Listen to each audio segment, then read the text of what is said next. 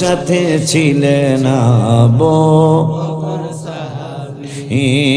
জাবালে হেরা জাবালে নূর নবীর ছোঁয়াতে অন্ধকারে শুই পাওয়া যায় চেহারার আলোতে। মাশাআল্লাহ।